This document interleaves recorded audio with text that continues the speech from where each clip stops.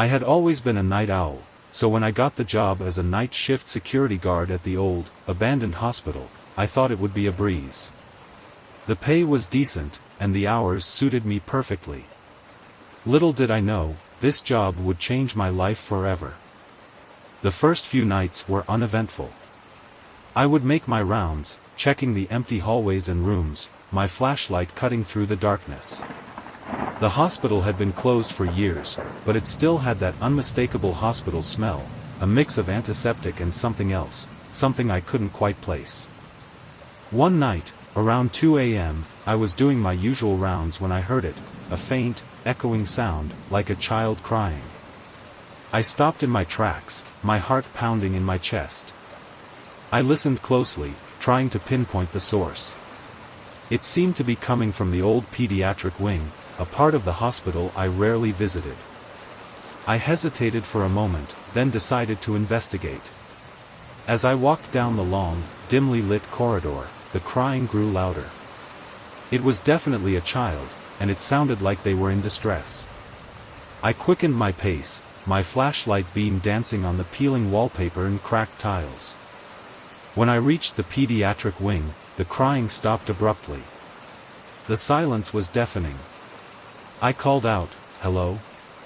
Is anyone there?" but there was no response. I checked each room, one by one, but they were all empty. Just as I was about to leave, I heard a soft whisper behind me. "Help me." I spun around, my flashlight illuminating a small figure standing at the end of the hallway. It was a little girl, no older than 6, wearing a tattered hospital gown. Her eyes were wide with fear, and she was pointing towards one of the rooms. I approached her slowly, trying to reassure her. "It's okay, I'm here to help." "What's wrong?" She didn't answer, just kept pointing. I followed her gaze to the room she was indicating. The door was slightly ajar, and I could see a faint light coming from inside. I pushed the door open and stepped inside. The room was empty, except for an old, rusted hospital bed. On the bed was a single, blood-stained teddy bear. Suddenly, the door slammed shut behind me. I turned around, but the little girl was gone. Panic set in as I tried to open the door, but it wouldn't budge. The temperature in the room dropped rapidly, and I could see my breath in the air. Then, I heard it again, the crying, but this time it was all around me, echoing off the walls. I backed into a corner, my flashlight flickering. The shadows seemed to move, closing in on me. I felt a cold hand on my shoulder and spun around, but there was no one there. The crying grew louder, more desperate. I covered my ears, trying to block it out, but it was no use. Just when I thought I couldn't take it anymore, the door flew open, and the crying stopped. I stumbled out of the room, gasping for breath. The hallway was empty, and the little girl was nowhere to be seen. I didn't waste any time. I ran straight to the security office and called my supervisor, telling him I couldn't do this job anymore. I never went back to that hospital. To this day, I don't know what I experienced that night. But sometimes, late at night, I still hear the faint sound of a child crying, and it sends chills down my spine.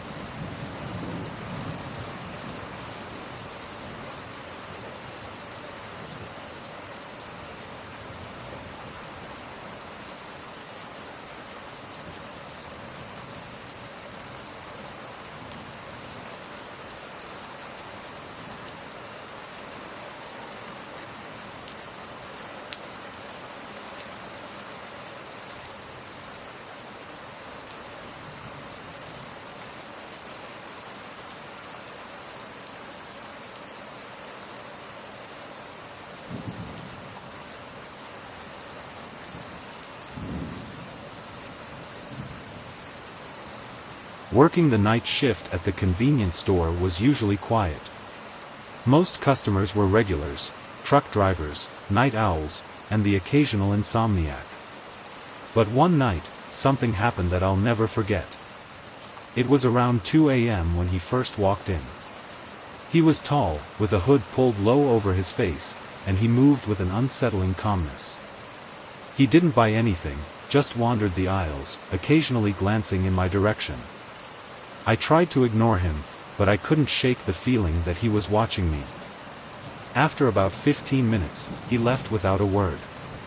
I breathed a sigh of relief, thinking that was the end of it. But an hour later, he was back. This time, he stood at the counter, staring at me. His eyes were dark and empty, and his presence sent a chill down my spine. "Can I help you?" I asked, trying to keep my voice steady. He didn't respond, just continued to stare. After what felt like an eternity, he finally spoke. "You work alone here?" I hesitated, then nodded. "Yes, it's just me." He smiled, but it wasn't a friendly smile. "I'll see you around," he said, and then he left. The rest of the night passed uneventfully, but I couldn't shake the feeling of being watched. The next night, he was back again. This time, he didn't even pretend to shop. He just stood outside the store, staring in through the windows. I called the police, but by the time they arrived, he was gone. This pattern continued for several nights. He would show up, watch me for a while, and then disappear before the police could catch him. I started to dread going to work, constantly looking over my shoulder, feeling his eyes on me even when he wasn't there. One night, I decided to take matters into my own hands. I borrowed a friend's camera and set it up behind the counter, pointing towards the entrance. If he showed up again, I would have proof. Sure enough, around 2 a.m., he appeared. He stood outside the store, staring in as usual. I tried to act normal, pretending to stock shelves while keeping an eye on him. After a few minutes, he walked away, and I breathed a sigh of relief. But when I reviewed the footage later, my blood ran cold. The camera had captured him standing outside, but it also showed something else, another figure, standing in the shadows behind me, watching me the entire time. I hadn't seen or heard anyone else in the store, but the camera didn't lie. I called the police again, showing them the footage. They searched the store and the surrounding area but found nothing. They told me to be careful and promised to keep an eye on the place, but I knew they didn't really believe me. The next night, I was on edge, jumping at every sound. Around 2 a.m., the power went out. The store was plunged into darkness, and I felt a wave of panic. I grabbed my flashlight and tried to stay calm, but then I heard it, a soft, shuffling sound, like someone moving through the aisles. I called out, "Who's there?" but there was no response. The shuffling grew louder, closer. I backed into a corner, my flashlight beam shaking. Suddenly, the lights flickered back on, and I saw him, the stalker, standing just a few feet away, his face twisted into a sinister grin. I screamed and ran for the door, but he was faster. He grabbed me, his grip like iron. "You're not going anywhere," he whispered, his breath hot on my neck. Just then, the police burst in, guns drawn. They had been patrolling the area and saw the lights go out. They arrested the stalker and took him away, but the damage was done. I quit my job the next day, unable to shake the feeling of his hands on me, his eyes watching me. To this day, I still have nightmares about that night. I never found out who he was or why he targeted me, but I know one thing for sure, I will never work the night shift again.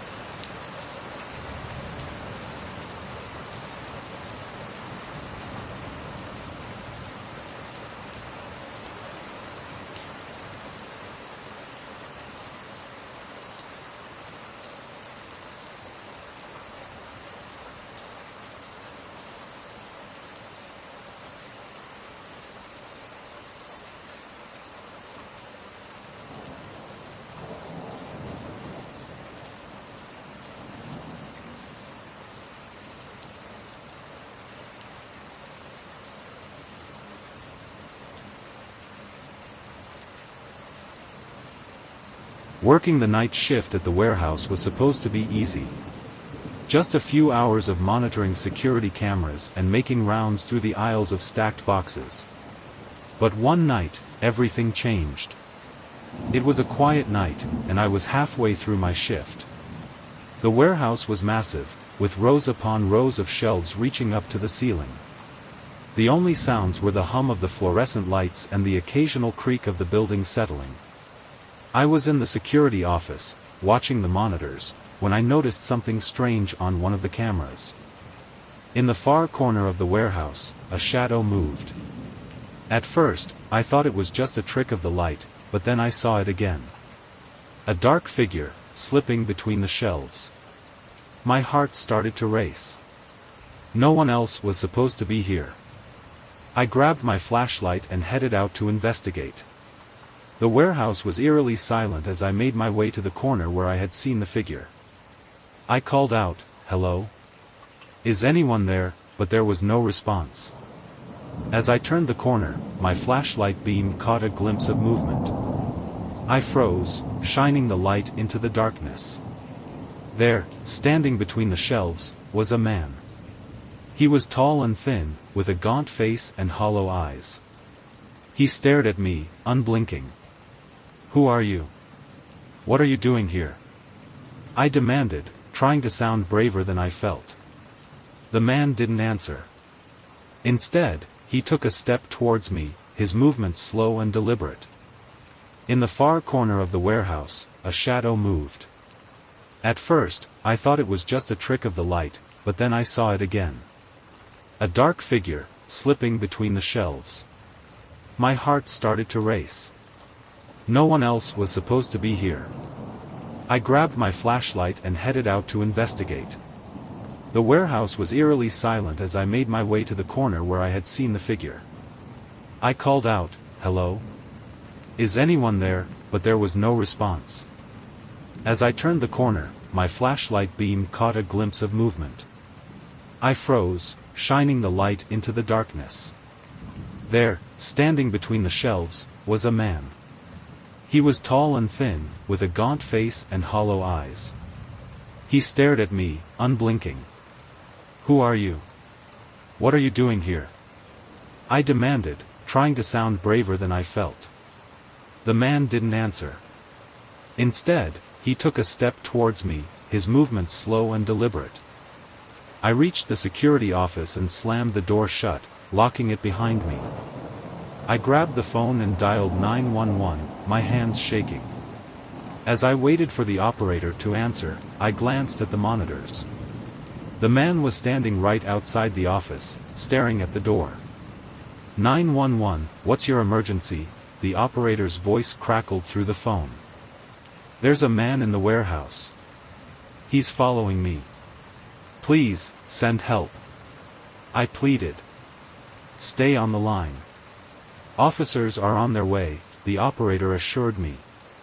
I kept my eyes on the monitors, watching as the man continued to stand there, unmoving. Minutes felt like hours as I waited for the police to arrive. Finally, I saw the flashing lights of a patrol car outside the warehouse.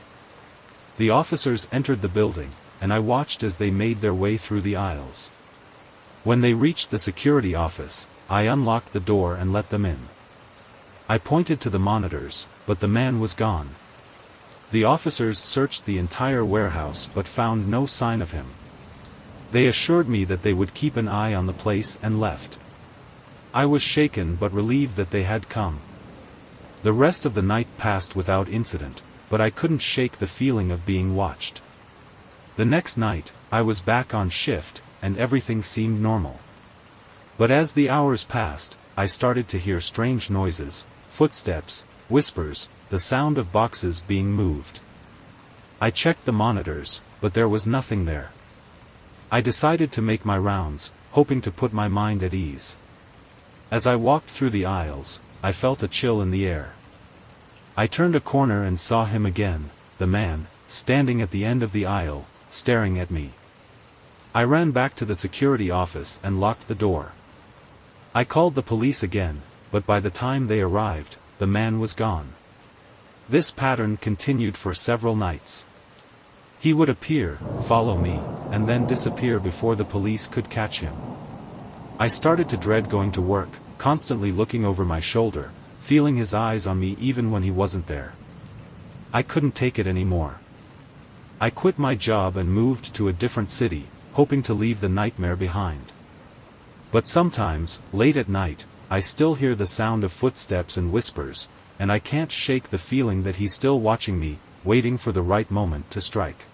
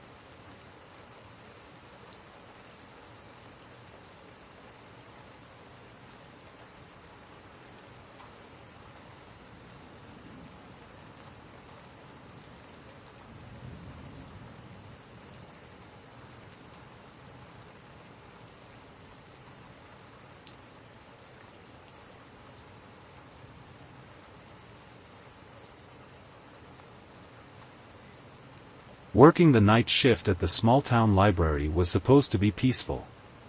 I loved the quiet, the smell of old books, and the solitude. But one night, everything changed. It was a stormy night, and the wind howled outside, rattling the windows. I was alone, as usual, organizing books and tidying up the reading areas. The library was empty, save for the occasional creak of the old building settling. Around midnight, I heard a noise, a soft thud, like a book falling. I walked over to the source of the sound, but there was nothing out of place. I shrugged it off, thinking it was just the wind. As I returned to my desk, I noticed something strange. One of the chairs in the reading area was turned, facing away from the table. I was sure it had been in its usual place when I last checked. I walked over and moved the chair back, feeling a slight unease. A few minutes later, I heard the thud again. This time, it was louder. I followed the sound to the back of the library, where the rare books were kept. The door to the rare books room was slightly ajar, even though I was certain I had locked it earlier. I pushed the door open and stepped inside. The room was dark, and the only light came from my flashlight. I scanned the shelves, but everything seemed in order. Just as I was about to leave, I heard a whisper. "You're not alone." I spun around, my flashlight beam dancing across the room. There was no one there. My heart pounded in my chest as I backed out of the room and locked the door. I tried to convince myself it was just my imagination, but the feeling of being watched was overwhelming. I returned to my desk, trying to focus on my work. But then, I saw it, a shadow moving in the reflection of the glass doors. I turned quickly, but there was no one there. The library was empty, or so it seemed. I decided to check the security cameras. As I watched the footage, my blood ran cold. There, on the screen, was a figure, a tall, shadowy figure, moving silently through the aisles. It stopped at the rare books room, then turned and looked directly at the camera. I felt a chill run down my spine. I called the police, my hands shaking. They arrived quickly and searched the entire library, but found no one. They assured me that the building was secure and left, but I couldn't shake the feeling of dread. The rest of the night was uneventful, but I couldn't stop thinking about the figure on the camera. The next night, I was back on shift, and everything seemed normal. But as the hours passed, the feeling of being watched returned. Around midnight, I heard the thud again. This time, it was followed by a soft, shuffling sound. I grabbed my flashlight and headed towards the noise. As I turned a corner, I saw the figure again, tall and shadowy, standing at the end of the aisle. I froze, my flashlight beam trembling. The figure didn't move, just stood there, watching me. I took a step back, and it took a step forward. I turned and ran, my footsteps echoing through the empty library. I reached the front desk and grabbed the phone, dialing 911. As I waited for the operator to answer, I glanced at the security monitors. The figure was gone. 911, what's your emergency? The operator's voice crackled through the phone. There's someone in the library. Please, send help. I pleaded. Stay on the line. Officers are on their way, the operator assured me. I kept my eyes on the monitors, but the figure didn't reappear. When the police arrived, they searched the entire building again, but found nothing. They told me to be careful and promised to keep an eye on the place, but I knew they didn't really believe me. The next night, I was back on shift, and everything seemed normal. But as the hours passed, the feeling of being watched grew stronger. I decided to make my rounds, hoping to put my mind at ease. As I walked through the aisles, I felt a chill in the air. I turned a corner and saw the figure again, tall and shadowy, standing at the end of the aisle, watching me. I ran back to the front desk and locked the door.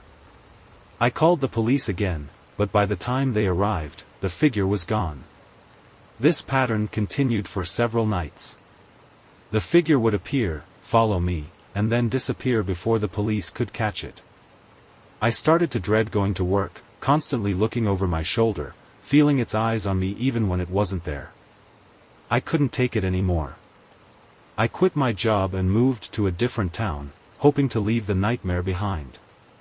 But sometimes, late at night, I still see the shadowy figure in my dreams, watching me, waiting for the right moment to strike.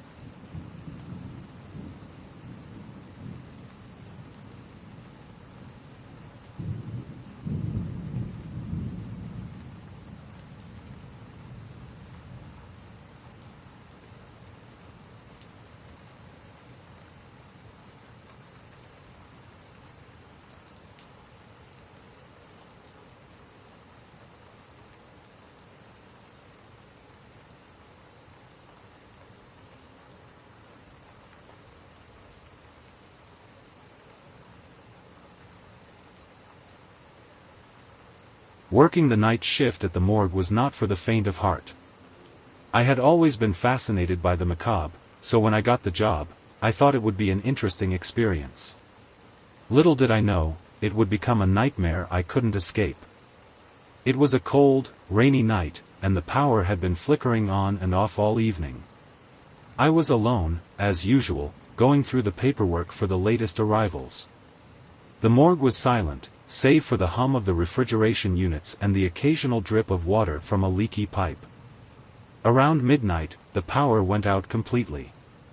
The emergency lights kicked in, casting eerie shadows on the walls.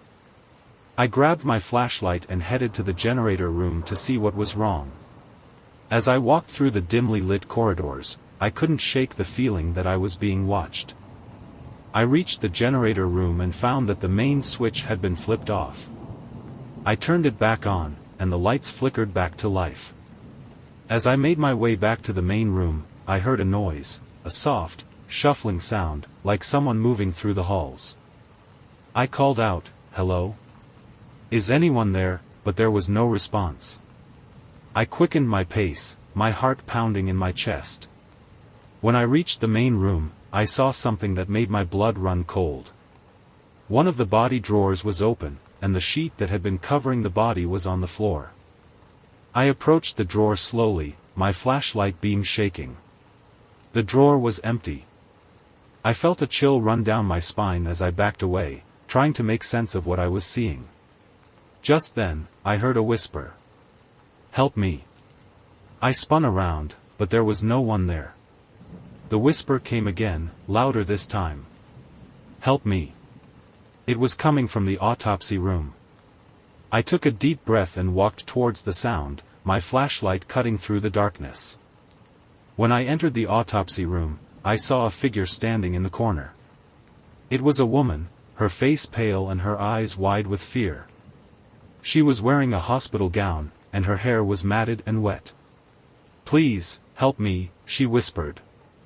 I approached her slowly, trying to stay calm. "Who are you? What happened to you?" I asked. She didn't answer, just pointed to the autopsy table. I turned to look, and my heart nearly stopped. There, on the table, was her body, lifeless and cold. I turned back to the woman, but she was gone. Panic set in as I tried to make sense of what I had just seen. I ran to the security office and checked the cameras. The footage showed the woman walking through the halls, but there was no record of her entering the morgue. It was as if she had appeared out of nowhere. I called the police, my hands shaking. They arrived quickly and searched the entire building, but found no sign of the woman. They told me it was probably just a prank, but I knew better. I had seen her, and I knew she was real. The next night, I was back on shift, and everything seemed normal. But as the hours passed, the feeling of being watched returned. Around midnight, the power went out again. I grabbed my flashlight and headed to the generator room, but this time, the switch was already on. I heard the shuffling sound again, followed by the whisper. "Help me." I turned and saw the woman standing at the end of the hall, her eyes pleading. I took a step towards her, but she disappeared. I ran back to the main room and found the body drawer open again. The sheet was on the floor, and the body was gone. I felt a cold hand on my shoulder and spun around, but there was no one there. The whisper came again, right in my ear. "Help me." I couldn't take it anymore. I quit my job the next day and moved to a different city, hoping to leave the nightmare behind. But sometimes, late at night, I still hear the whisper, and I can't shake the feeling that she's still out there, waiting for someone to help her.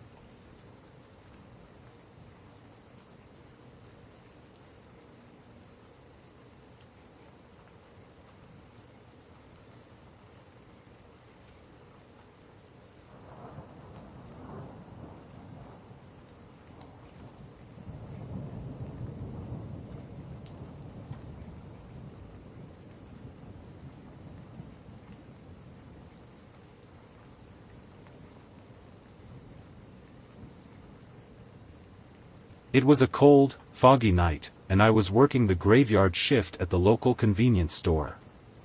The store was eerily quiet, with only the hum of the fluorescent lights and the occasional rustle of the wind outside. I had always felt a bit uneasy working alone at night, but tonight felt different.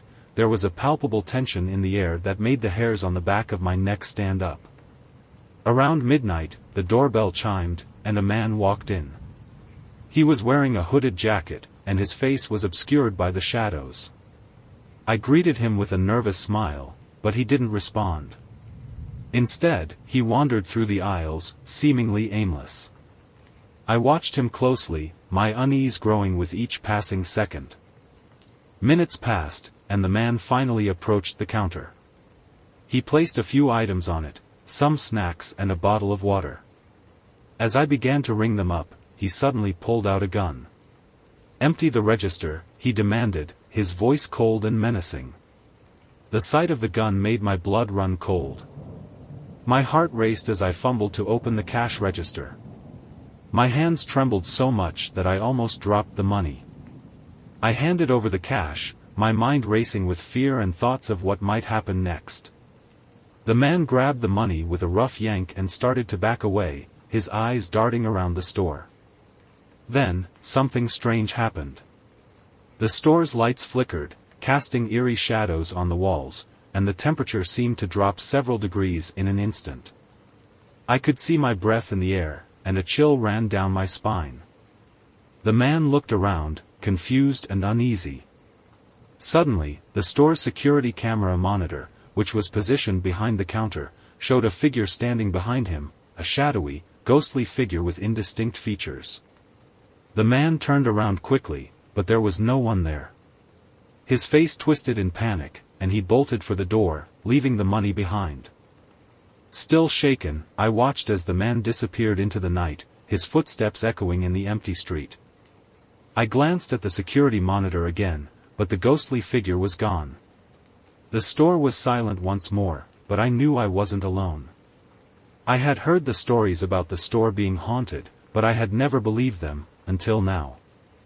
From that night on, I never worked the night shift alone again. The memory of the ghostly figure and the terrified robber stayed with me, a chilling reminder of the strange and unexplainable events that can happen in the dead of night. Every time I passed by the security monitor, I couldn't help but glance at it, half expecting to see that shadowy figure again.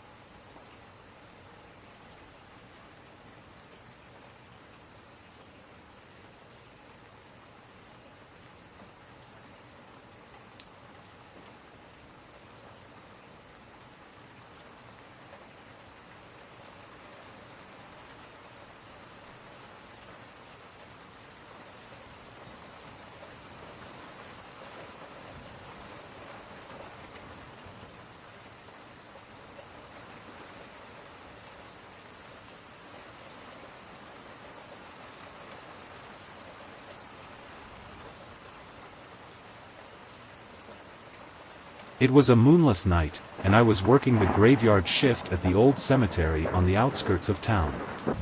The air was thick with fog, and the only sounds were the distant hoots of owls and the rustling of leaves. I had taken this job for the solitude, but tonight, the isolation felt oppressive. As I made my rounds, the beam of my flashlight cut through the darkness, illuminating the ancient tombstones and the gnarled trees that surrounded them. I had always found a strange comfort in the quiet of the graveyard, but tonight, an uneasy feeling gnawed at me. Around midnight, I noticed something unusual. In the distance, near the oldest part of the cemetery, I saw a faint light flickering. My curiosity piqued, I decided to investigate. As I approached, I could make out the silhouette of a man digging a hole. The sight sent a chill down my spine. I crouched behind a large tombstone, my heart pounding in my chest. The man was working quickly, his movements frantic and desperate. As I watched, he dragged a large, heavy bag towards the hole. My blood ran cold as I realized what was happening. He was burying a body. I knew I had to do something, but fear paralyzed me. I fumbled for my phone, trying to call the police, but my hands were shaking so badly that I dropped it. The sound of it hitting the ground seemed deafening in the stillness of the night. The man froze, his head snapping up to look in my direction. I held my breath, praying he hadn't seen me. After a tense moment, he went back to his grim task, but now he was moving even faster. I knew I had to act quickly. Summoning all my courage, I picked up my phone and managed to dial 911. I whispered my location and the situation to the operator, hoping they could hear me. The operator assured me that help was on the way, but I knew it would take time for them to arrive. I watched in horror as the man finished burying the body and began to cover the hole. Just as he was about to leave, the sound of sirens pierced the night. The man looked around wildly, then bolted into the darkness, disappearing into the fog. The police arrived moments later, their flashlights cutting through the gloom. I led them to the freshly dug grave, my hands still trembling. They unearthed the body and began their investigation, but the killer was long gone. The events of that night haunted me for weeks. I couldn't shake the image of the man burying his victim, and the knowledge that he was still out there, somewhere. I eventually quit my job at the cemetery, unable to face the darkness and the memories it held.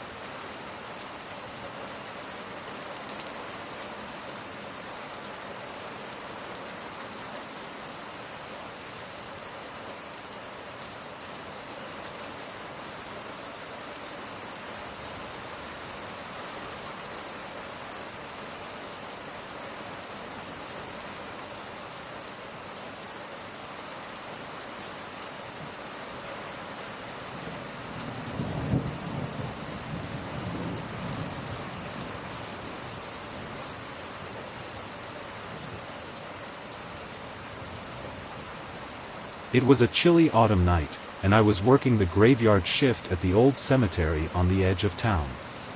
The fog hung low, swirling around the tombstones like ghostly apparitions. I had taken this job for the peace and quiet, but tonight, the silence felt heavy and foreboding. As I made my rounds, the beam of my flashlight cut through the darkness, revealing the ancient, weathered gravestones. The cemetery was vast, with sections dating back centuries. I had always found a strange comfort in the solitude of the cemetery, but tonight, an uneasy feeling gnawed at me.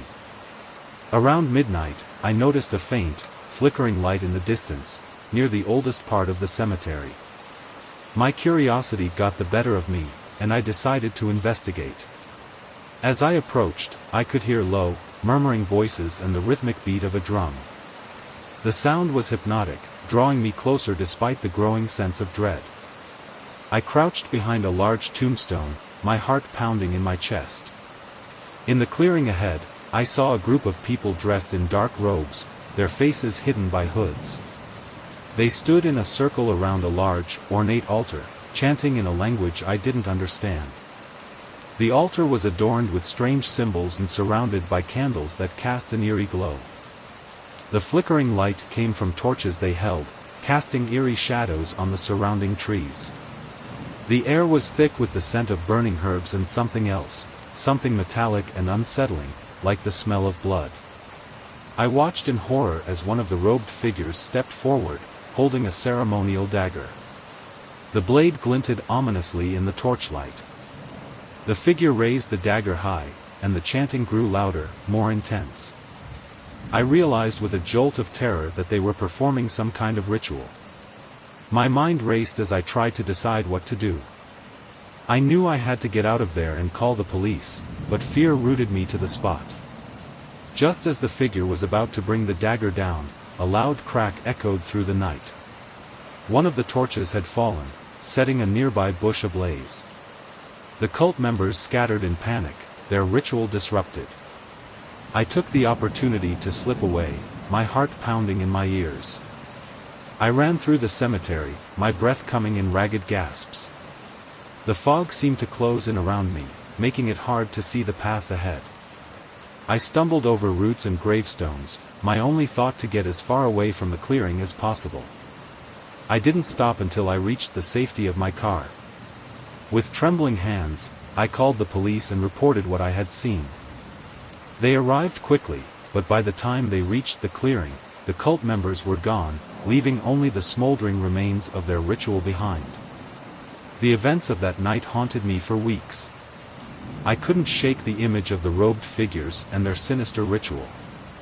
I eventually quit my job at the cemetery, unable to face the darkness and the memories it held. Every time I closed my eyes, I saw the flickering torches and heard the haunting chants, a chilling reminder of the night I stumbled upon something truly evil.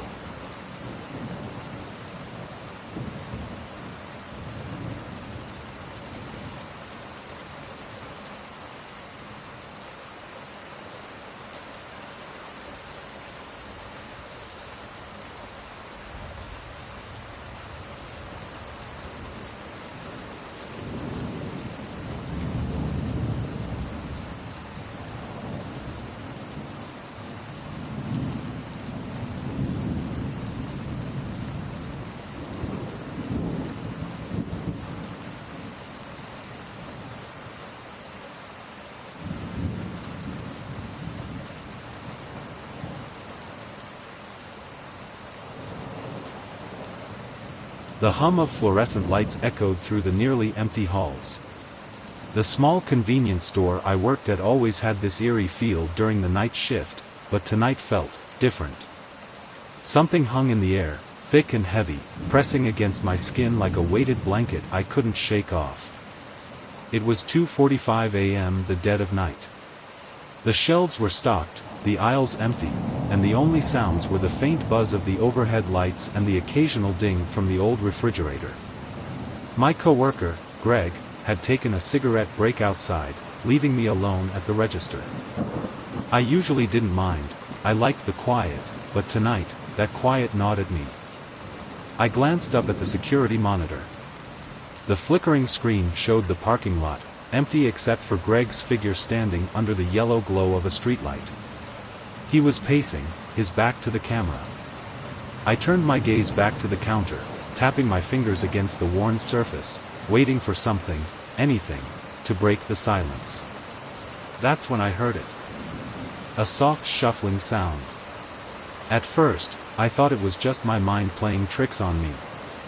I stood still, listening. The sound came again, from the back of the store.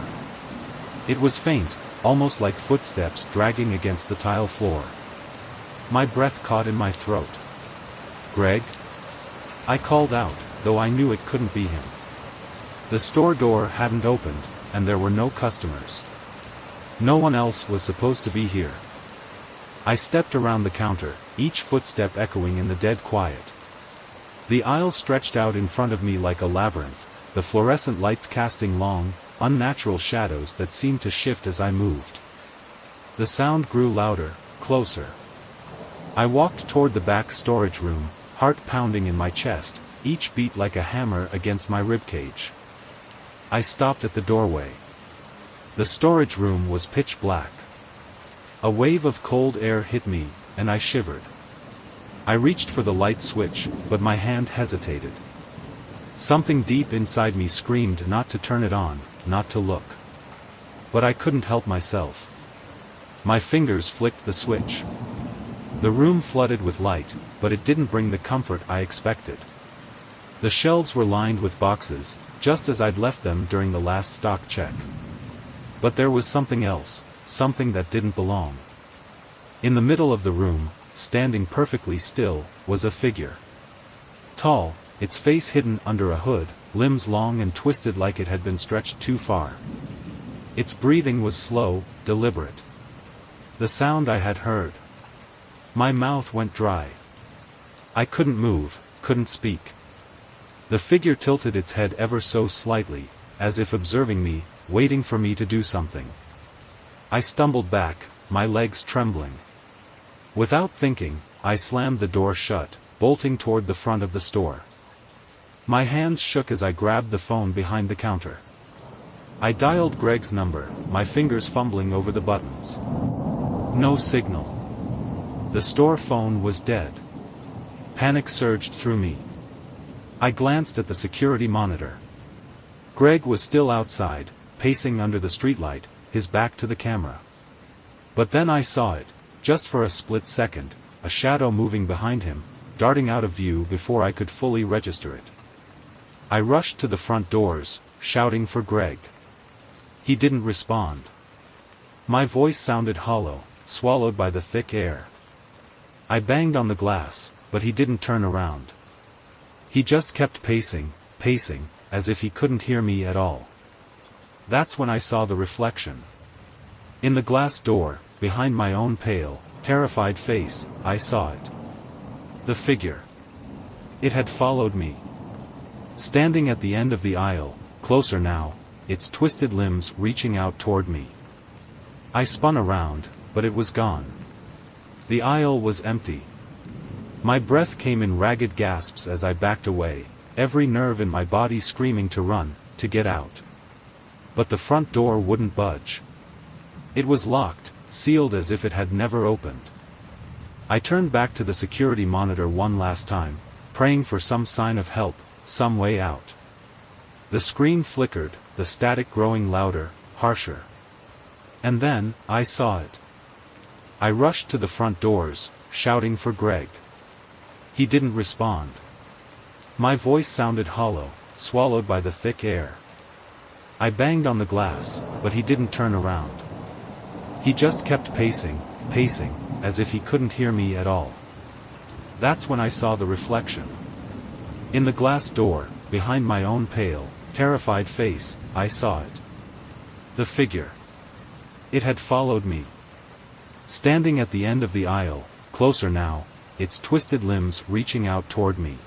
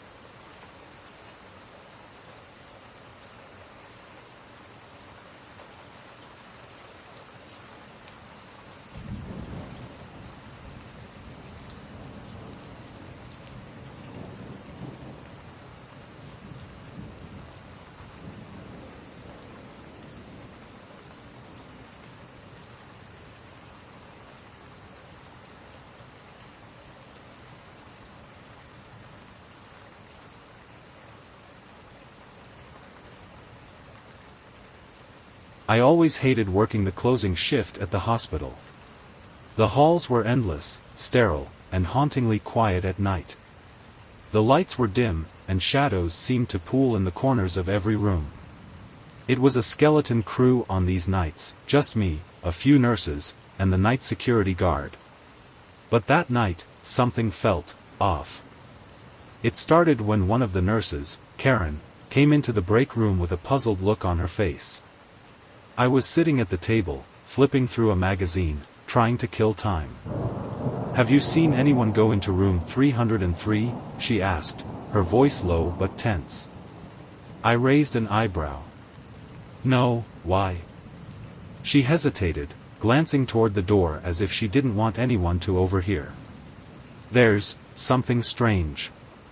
I checked the patient files earlier, and 303 is supposed to be empty. No admissions, no records. But when I walked by, I swear I heard someone in there. Like whispering." I sat up, putting the magazine down. "Whispering? Are you sure it wasn't just the vents or something?" She shook her head, her face pale. "No. It sounded like a voice. It was low, but clear. Like someone was talking, or calling for help." A chill ran down my spine. Room 303 had a history. Nurses talked about it in whispers, how years ago, a patient had died unexpectedly in that room. Since then, it was rarely used, and the few times it was, the patients always complained of strange occurrences, voices, shadows, an overwhelming sense of dread. I shrugged it off, trying to act nonchalant. It's probably nothing. Just your imagination. Karen didn't seem convinced, but she didn't argue. She went back to her rounds, and I was left alone in the break room, the ticking of the wall clock suddenly too loud, too slow. I tried to focus on the magazine again, but I couldn't shake the feeling that something was wrong. I decided to check room 303 myself. Maybe if I saw the empty room, it would put my mind at ease. The hallways were quiet as I made my way to the third floor, my footsteps echoing on the linoleum floor. The air felt colder up here, heavier. I could hear the faint hum of machinery, the occasional beep from a distant monitor. When I reached room 303, the door was slightly ajar. That wasn't right. No one should have been in there. I took a deep breath, pushing the door open. The room was dark, save for the faint glow of the emergency lights outside. The bed was neatly made, the machines turned off, just as it should be. But then I heard it, a soft, rasping whisper.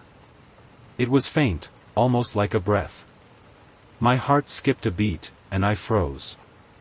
The voice came again, clearer this time. "Help me." I scanned the room, my eyes straining to see into the shadows. There was no one there.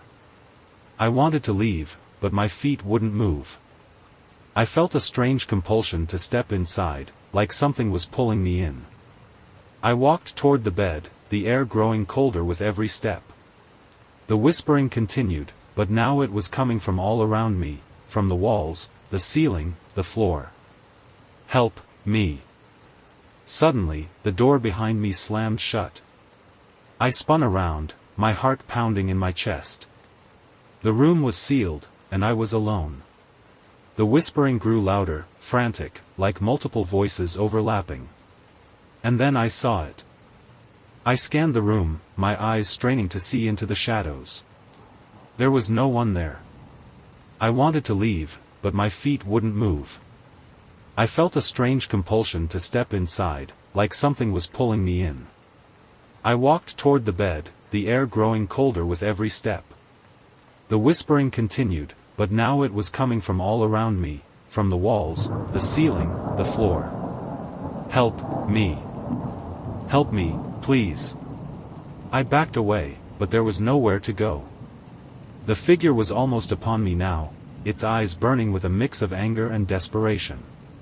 Its mouth opened, but no words came out, only a deafening wail, a sound so piercing it made my ears ring. I scanned the room, my eyes straining to see into the shadows. There was no one there. I wanted to leave, but my feet wouldn't move. I felt a strange compulsion to step inside, like something was pulling me in. I walked toward the bed, the air growing colder with every step. The whispering continued, but now it was coming from all around me, from the walls, the ceiling, the floor. "Help me. Help me, please." I backed away, but there was nowhere to go. The figure was almost upon me now, its eyes burning with a mix of anger and desperation. Its mouth opened, but no words came out, only a deafening wail, a sound so piercing it made my ears ring. An hour? I had only been in there for a few minutes. Hadn't I? I couldn't answer. My mind was racing, the memory of that figure, those whispers, still fresh in my mind. I looked back at the door to room 303, half expecting to see those glowing eyes staring back at me. But the room was dark and silent. I didn't finish my shift that night. I handed in my badge and left the hospital, vowing never to return. But sometimes, late at night, when the house is quiet and I'm lying in bed, I still hear it. The whispers. Calling for help. And I know it's still waiting for me in room 303.